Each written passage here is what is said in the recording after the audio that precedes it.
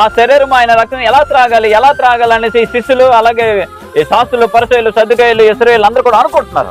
ఆయన శరీరం ఎలా తినాలి, ఆయన రక్తం ఎలా తాగాలి, ఇది కొత్త బోధ అని అంటున్నారు. అప్పుడు శిష్యులు కూడా అర్థం కాలేదు. లాస్ట్ లో ప్రభువారు చనిపోయే ముందు వాళ్ళకి అర్థమయ్యేటట్టుగా చేశాడు యేసయ్య.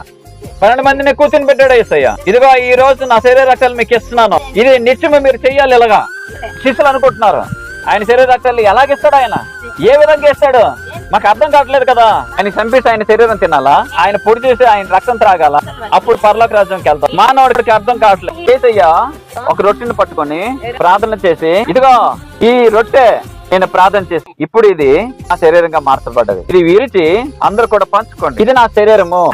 వాళ్ళు అలాగే తీసుకున్నారు, తిన్నారు. ఓహో, ఈ విధంగా దేవుడు ఇచ్చాడా. ఆ శిష్యులు ఎప్పుడైతే ఆ యొక్క రొట్టెని తిన్నారో ఆస్వాదించాడు కనుక ఆయన శరీరం అందులోకి వెళ్ళింది.